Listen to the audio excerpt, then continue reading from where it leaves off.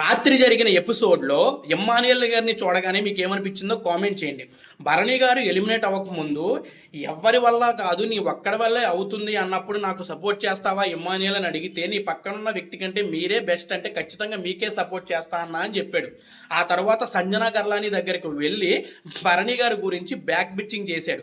ఇది పక్కన పెడితే ఎలిమినేషన్ టైంలో భరణి గారు రాము రాథోడ్ ఉన్నప్పుడు నాగార్జున గారు ఇమ్మాన్యుయల్తో నీ దగ్గర పవరాస్త్ర ఉంది కాబట్టి నువ్వు ఎవరిని సేవ్ చేద్దాం అనుకుంటున్నావో చెప్పు అంటే నేను రాముని సేవ్ చేద్దాం అనుకుంటున్నాను నాకు సార్ అని చెప్పాడు. ఇమ్మాన్యుయల్ అక్కడ నాకు బాగా నచ్చాడు, సూపర్.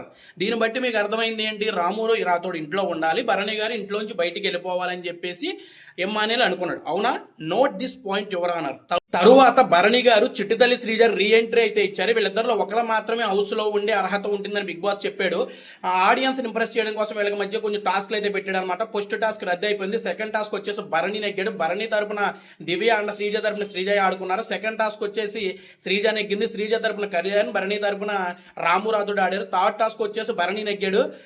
భరణి తరపున ఇమ్మాన్యుయల్ అండ్ శ్రీజ తరపున కళ్యాణ్ ఆడారు అనమాట. ఇక్కడ మీరు అబ్జర్వ్ చేస్తే ఇమ్మాన్యుయల్ భరణిని ఇంట్లో ఉంచడం కోసం ప్రాణం పెట్టి ఎఫర్ట్స్ పెట్టి గేమ్ ఆడి మరి విన్ అయిన తర్వాత యాస్ నేను గెలిపించుకున్నాను అని చెప్పేసి గట్టిగా అరిచాడు ఇమ్మాన్యుయల్. ఎందుకు మరి భరణి గారు ఇంట్లోంచి వెళ్ళిపోవాలనుకున్న వ్యక్తి ఇమ్మాన్యుయల్, భరణి గారి గురించి బ్యాక్ బిచ్చింగ్ చేసిన వ్యక్తి ఇమ్మాన్యుయల్.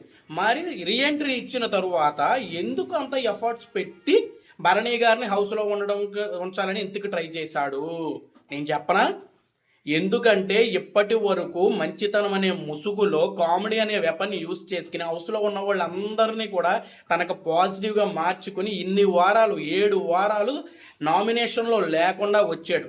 ఎలిమినేట్ అయిపోయాడు అనుకున్నటువంటి వ్యక్తి భరణి గారు మళ్ళీ రీఎంట్రీ ఇచ్చి వచ్చి రాగానే కట్టప్పా అమరేంద్ర బాహుబలిని పొడిచావు, మహేంద్ర బాహుబలి వచ్చాడనగానే ఇమ్మాన్యుయల్ మోహం మాడిపోయిందనమాట. దీంతో ఆయనకి ఏమర్థమైందంటే నెక్స్ట్ వీక్ నన్ను ఖచ్చితంగా ఈయన నామినేట్ చేసేస్తాడని చెప్పేసి ఈయన దగ్గర మంచి ఒపీనియన్ కొట్టేయాలని చెప్పేసి ఆయన కష్టపడి ఆడి అతన్ని గెలిపించాడు అనమాట.